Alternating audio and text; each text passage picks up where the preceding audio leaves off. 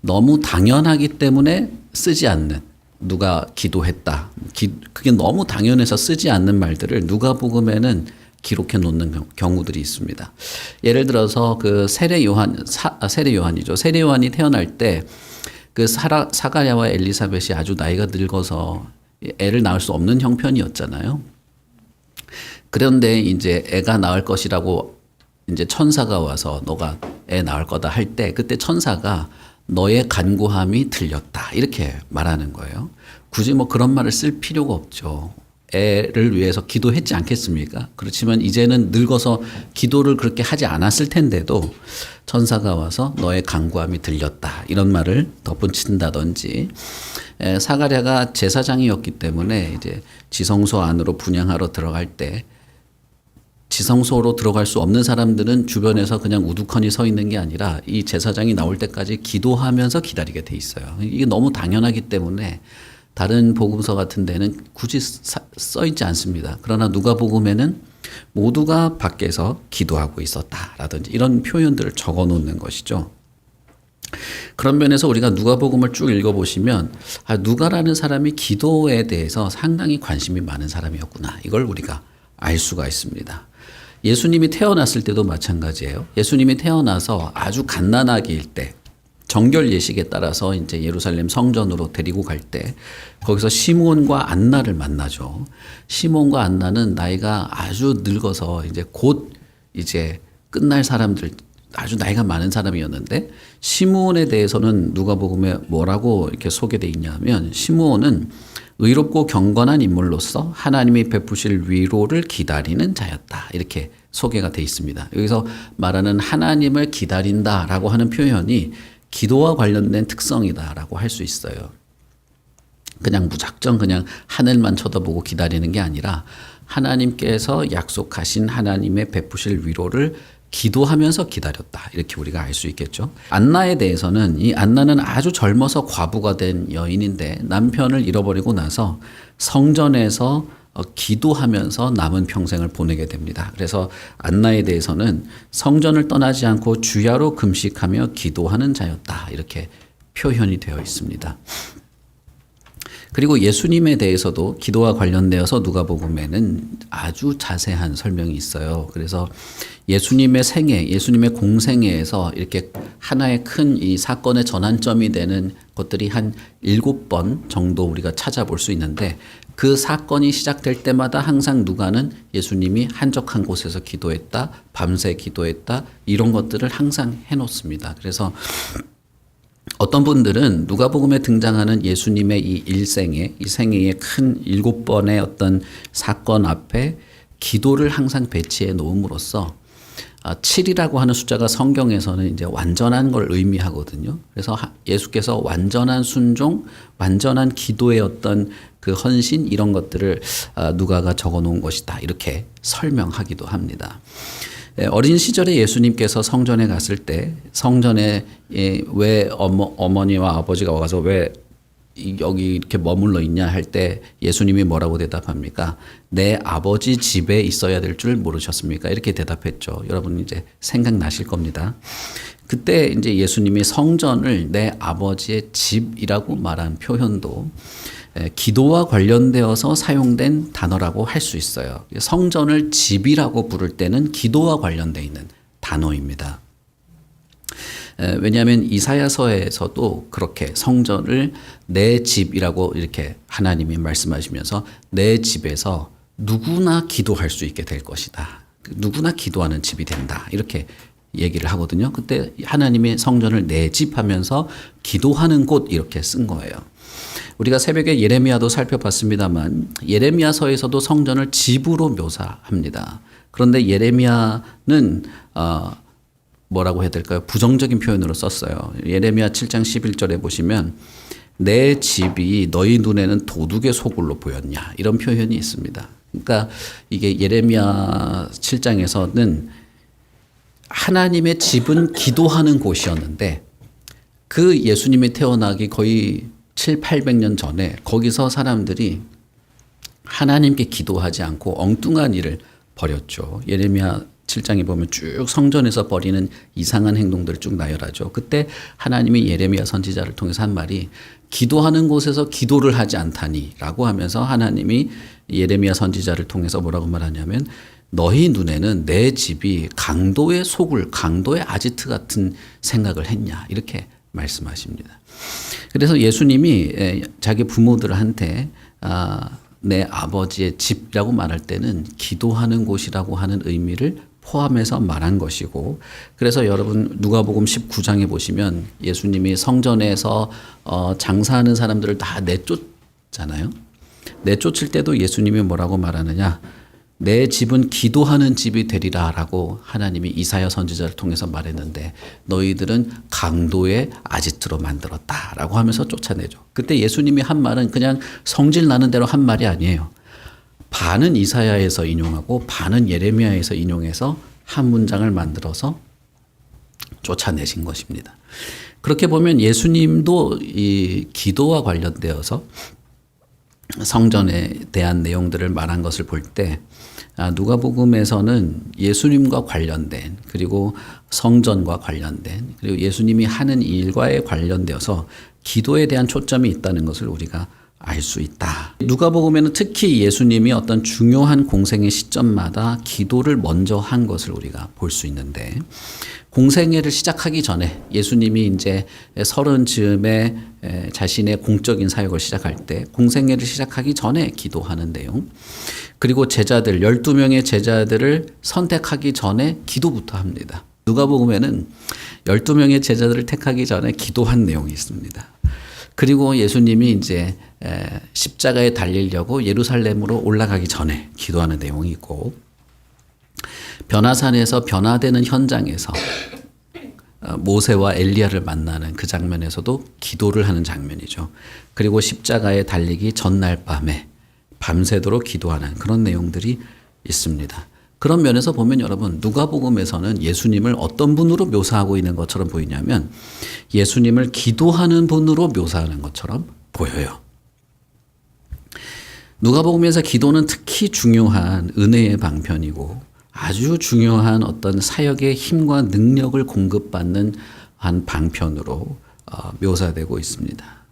물론 다른 복음서에도 마태나 마가에도 예수님이 한적한 곳으로 가셔서 기도하셨다 이런 내용도 나오고, 예수님이 마지막 십자가에 돌아가시기 전에 어떤 기도를 했는지에 대한 내용은 요한복음에 나오고 이렇게 기도에 대한 내용이 나오긴 합니다. 그러나 누가복음에는 특별히 예수님께서 자신의 전생애에 기도하면서 하나님을 의지하셨던 분, 예수님이야말로 기도하는 사람으로 묘사하고 있고 강조하고 있다는 것을 우리가 알 수가 있습니다. 예수님을 이렇게 기도하는 분으로 설명할 때 누가가 진짜 강조하고 싶은 건 뭐냐? 예수님 봐봐, 이렇게 기도 열심히 하는 분이었잖아. 이게 아니라 예수님의 모든 공적인 삶에서 기도가 얼마나 중요한 거였기에 이렇게 기도했겠냐는 것을 누가가 강조하고 있다. 우리가 이렇게 생각해 봐야 된다는 거예요. 다시 말하면 누가는 기도가 정말 중요해서, 기도가 얼마나 이게 중요하냐 하면 예수님도 봐, 예수님도 이렇게 기도하는 그런 걸 했잖아. 이렇게 말하고 있다는 거예요. 그러면서 그런 면에서 저는 이제 우리는 이 누가복음을 앞으로 쭉 살펴볼 텐데 기도가 정말 얼마나 중요한 것인가, 우리의 인생에 있어서 그리고 예수님에게 있어서 기도가 얼마나 중요한 것이었는가를 잘 생각해 볼 필요가 있습니다. 오늘 우리가 읽은 본문은 예수님께서 세례를 받으시고 기도하는 장면이에요. 그리고 이 기도하는 장면 바로 다음이 뭐냐 하면 족보가 나오고, 족보가 중간에 삽입돼 있죠. 바로 예수님이 사단에게 시험 받으러 나가는 장면이에요. 그래서 이 흐름을 잘 보면 예수님이 기도하고 사탄의 시험을 받는 겁니다. 그러니까 어떤 면에서는 사탄의 시험을 앞두고 기도하신 것처럼 맥락을 보면 이렇게 보이기도 한다는 것입니다. 그래서 여기 맥락을 보면 예수님이 사탄의 시험을 앞두고 기도하면서 그 시험에 임한 분처럼 보이기도 한다는 것이에요. 21절에 보시면 세례를 받을 때 예수님도 세례를 받으시고 기도하실 때 이렇게 돼 있죠.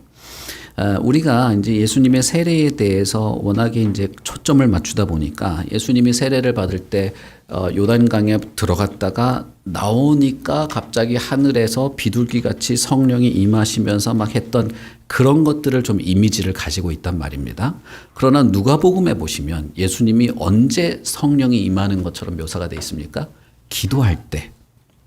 세례를 받고 예수님이 그 다음에 기도하셨다라고 누가는 굳이 적어 놓은 거예요. 기도하자 하늘에서 하늘이 열리고 성령이 그에게 강림하시고 하늘로부터 소리가 났다라고 기도하고 있는 것입니다. 그래서 기록하고 있는 것입니다.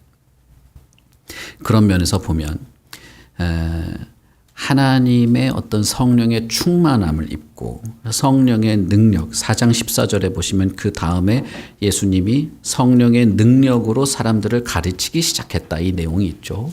그러니까 사람들 사탄에게 시험받고 사람들에게 가르치는 이 앞으로 벌어질 모든 일 앞에 예수님은 뭘 했냐면 기도하고 성령의 충만함과 능력을 받았다라고 우리가 아주 요약적으로 설명할 수 있는 것입니다.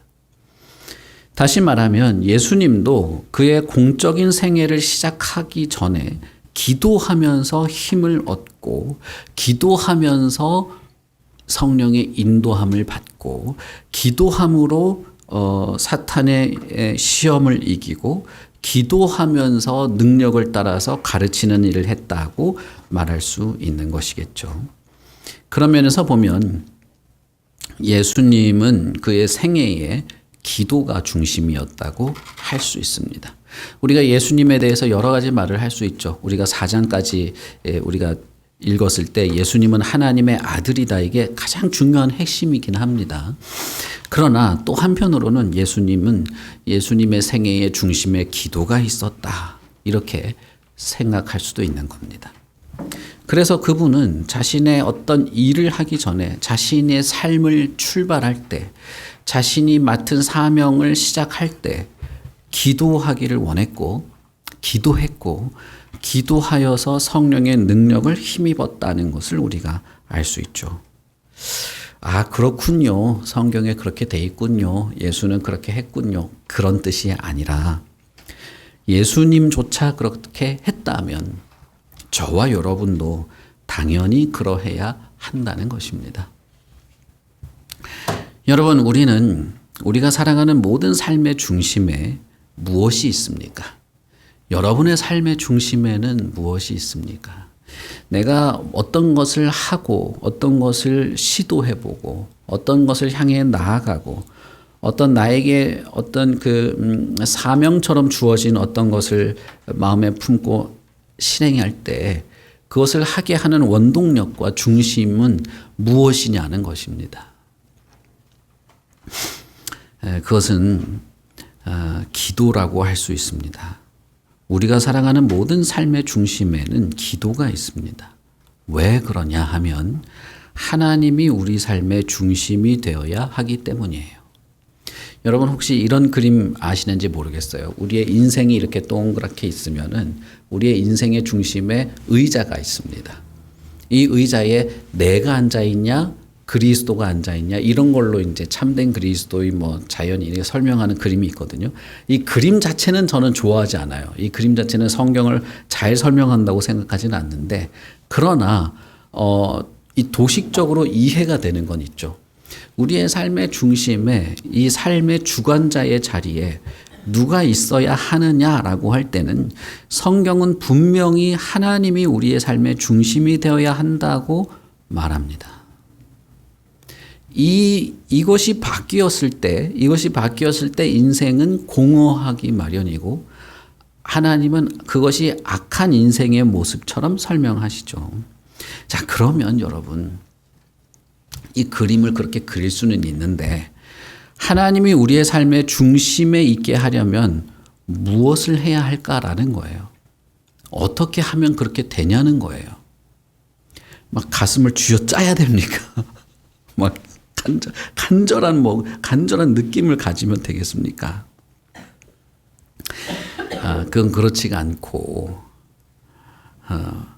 우리는 기도를 통해서 하나님께 귀를 기울이고, 기도를 통해서 하나님을 기다리고, 기도를 통해서 하나님을 의지하고, 기도를 통해서 하나님의 힘을 덧입고, 기도를 통해서 하나님께 이끌리는 것이 있기 때문에 기도야말로 하나님이 우리의 삶의 중심에 있게 하는 가장 중요한 방편인 것입니다. 어떻게 보자면 나는 원래부터 그렇게 태어난 사람인 것 같은 느낌까지 받을 정도로 나는 이것을 위해서 이 세상에 태어났구나 하는 그런 느낌.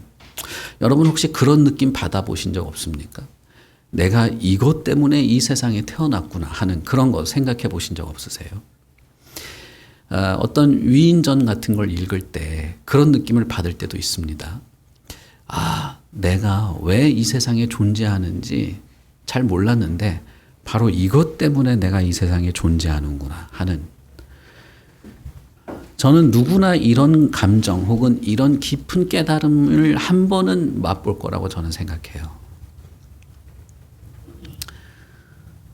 그러나 그 모든 삶의 정황 속에서 내가 하나님 앞에서 어떤 존재로 살아가기 위해서 내가 여기에 살아있고 내가 여기 이렇게 존재하고 있구나를 발견하기를 하나님은 원하신다는 것입니다. 그래서 하나님은 기도하는 자에게 자기 자신을 계시하시는 분이십니다. 하나님을 의지한다는 것은 곧 기도한다는 것을 말하는 것입니다. 내가 하나님을 의지한다는 것은 결국 기도한다는 것이에요. 내 자신을 돌아보고 하나님의 손길과 하나님의 음성을 기대하고 하나님의 뜻을 기다리는 것이 무엇입니까? 그 기도한다는 것입니다. 따라서 겸손 또는 어떤 용기, 이런 모든 것들이 다 기도에 있는 것입니다. 내가 겸손한 자가 되려면 기도해야 할 겁니다. 내가 어떤 용기를 내려면 기도해야 할 것입니다. 우리의 고통과 근심을 맡기고 자유를 얻고자 한다면 기도해야 하는 것입니다. 무엇보다도 여러분, 성경에는 우리의 기도가 하나님께 드려지는 향기와도 같다고 말해요. 요한계시록 5장 8절에 보시면 거기는 이제 천상의 어떤 미래를 환상적으로 보는 거잖아요. 거기에 네 생물과 24장로들이 어린 양 앞에 엎드려서 검은고와 향이 가득한 금 대접을 가져오는 그런 장면이 있어요. 요한계시록 5장 8절인데 거기에 보면 금 대접에 향이 가득한 걸 받아온 거예요. 그러니까 금 대접에 담았으니까 이건 아주 중요한 거란 뜻이죠. 그것을 하나님 앞에, 어린 양 앞에 다 이렇게 뭐랄까요, 이렇게 진상하듯이 쫙 가져온 겁니다. 24장로들과 이 네 생물이. 그런데 5장 8절에 뭐라고 되어 있습니까? 그 향은 성도의 기도이다. 이렇게 말한 것입니다. 여러분, 그러니까 기도가 하나님 앞에 어떻게 드려진다는 것입니까? 하나님께서 성도들의 기도를 매우 귀하게 받으신다는 거예요. 귀담아 들으신다는 것입니다. 천상의 영적 존재들이 지상의 성도들의 기도를 아주 특별히 주의 깊고 정성스럽게 취급하고 있다는 거예요. 온 우주를 창조하신 천상의 대주제께 올려드리는 향이니 이게 얼마나 중요한 거겠습니까? 얼마나 조심스럽고 정성을 다하겠어요? 그런데 그것이 무엇입니까? 성도들의 기도라는 것입니다.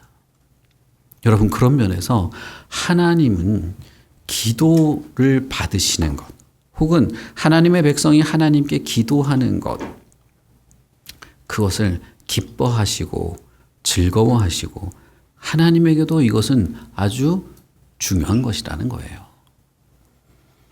기도, 가끔씩 이제 헐리우드 영화 같은 거 보면 이렇게 천상에 천국에 있고 하나님이 있고 뭐 하는 그런 코미디 같은 영화 있거든요. 보면은 이제 TV 모니터를 딱 키면서 기도하는 그런 걸, 제가 어떤 건지 기억은 안 나는데 그런 같은 게 있어요. 그러면은 하나님이 앉아가지고 칙 하면서 기도하는 장면 틱틱 TV 화면 바뀌는 거 하면서 귀찮아 죽을라 그래.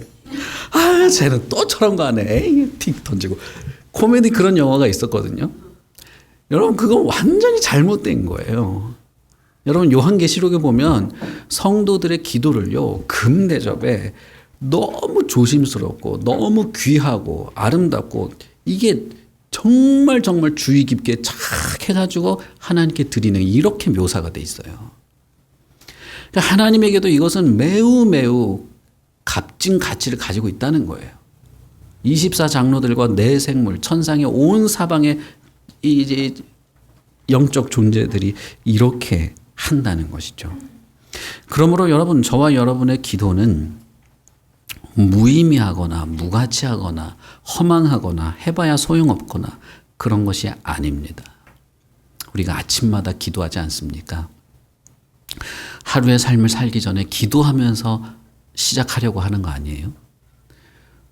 우리가 1년에 신년에 기도하잖아요. 우리나라는 보통 신년 기도회 이런 것들도 하지 않습니까? 그런 것들이 물론 형식으로 그치면 사실 좋지는 않죠. 그러나 누가복음에서 예수님을 볼 때 이분은 자신의 공적 삶을 시작하기 전에 첫 번째 설교를 하기 전에 사단에게 시험을 받기 전에 이분은 기도하고 하고 싶어 했다는 거예요. 기도하고 그렇게 한 거예요. 이분의 기도가 예수님의 기도가 금 대접에 담겨서 향으로서 하나님께 올려지고 하늘이 열리고 하나님께서 대답하시는 장면이 있는 것을 볼 때에 예수님도 그랬다면 저와 여러분은 당연한 것이다라는 겁니다. 제가 드리고 싶은 말씀은 새벽 기도가 중요한 게 아니라 기도로 내 삶을 시작하고 기도로 내 삶을 이어가고 기도로 내 삶을 마치게 되는 것이 예수님도 그렇게 했다는 겁니다. 우리는 오죽하겠냐는 거예요. 예수님도 자신의 삶을 기도로 이어갔어요. 그리고 돌아가시기 전에도 기도하면서 돌아가셨습니다. 물론 예수님의 인생에 여러 사건들이 생깁니다. 누가복음을 읽으면서 우리가 살펴보겠습니다만 그 사건이 있을 때마다 사실 예수님은 먼저 기도했습니다. 그리고 예수님은 아침마다 기도했어요. 자신의 하루의 삶을 시작하기 전에. 그렇다면 여러분, 저와 여러분이 무슨 일을 시작한다면 혹은 하루를 시작할 때도 아니면 어떤 것을 하나님 앞에 받은 사명을 감당하려고 한다면 이것은 우리에게 기도가 필요하다는 의미가 되기도 합니다. 누가복음 11장 13절에 보시면 이렇게 말합니다. 너희가 악할지라도 좋은 것을 자식에게 줄 알거든 하물며 너희 하늘 아버지께서 구하는 자에게 성령을 주시지 않겠느냐.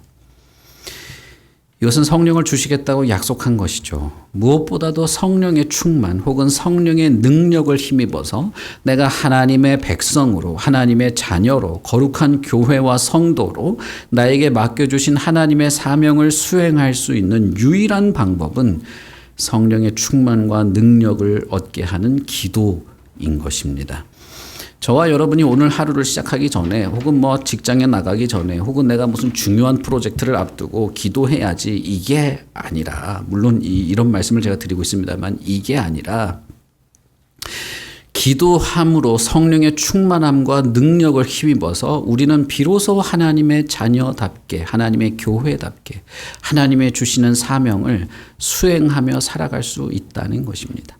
예수님도 그렇게 하셨습니다. 그는 자신의 공생애를 그냥 시작하지 않았습니다. 예수님은 자신의 미래를 알고 있었어요. 어떤 일이 벌어질지도 알고 있었고 예수님도 계획을 가지고 있었습니다. 그러나 예수님은 기도부터 했어요. 내 계획대로 되게 해주세요가 아니라 성령의 충만함과 능력을 힘입어서 하나님의 뜻을 이루기 위해서 기도했다는 거예요. 하나님의 목적이 제대로 성취되기를 바라면서 기도하셨다는 것입니다. 그러므로 여러분, 우리도 이 마음으로 기도해야 됩니다. 내가 무슨 계획이 있고 내가 오늘 뭐 해야 되는데 그거 잘 되게 해주세요가 아니고 그 과정 속에서 하나님의 뜻대로 성취되기를 기도해야 된다 이 말이에요. 하나님의 뜻대로 내가 행하고 그 모든 과정과 결과가 하나님의 목적대로 성취되기를 기도해야 되는 거예요. 그렇게 될 게 정해져 있다 할지라도 예수님처럼 기도하는 겁니다. 하나님을 사랑하고 거룩한 교회를 사랑하고 아내와 남편을 사랑하고 자녀 앞에서 하나님이 나에게 주신 사명, 하나님을 내 자녀가 나를 보고 하나님을 느끼게 할 만한 그런 부모로서의 사명을 잘 감당하고 싶어서 우리는 기도해야 하는 겁니다. 사랑하기가 그렇게 어렵습니다, 여러분. 인내하는 것, 자비, 겸손 정말 어렵습니다. 용서와 어떤 양선 그런 거 정말 어렵습니다. 지혜로운 판단, 거룩한 말과 행동, 누군가를 위하여 진실로 중보하는 이런 모든 것들이 사실은 쉽지가 않습니다. 결함이 있기 때문이에요. 그래서 우리는 하나님의 뜻대로 내 삶이 이어지기를 바라는 것과 나에게 있는 많은 결함 때문에라도 기도로 우리는 삶을 출발하고 이어가고 마쳐야 하는 것이죠. 여러분, 하루에 일과를 마치고 저녁에 잠자리에 들 때 어떻게 기도하면서 마치는 것이 참 좋겠습니까? 오늘 하루의 모든 삶 속에서 내가 하나님의 도우심을 따라서 살아온 삶을 감사하며 마치면 참 좋겠죠. 정말 그렇게 될 수 있기를 바랍니다. 저도 그렇게 되지 않을 때가 있어요. 혼란스럽고 두렵고 아프고 걱정과 근심으로 하루를 마칠 때도 있습니다.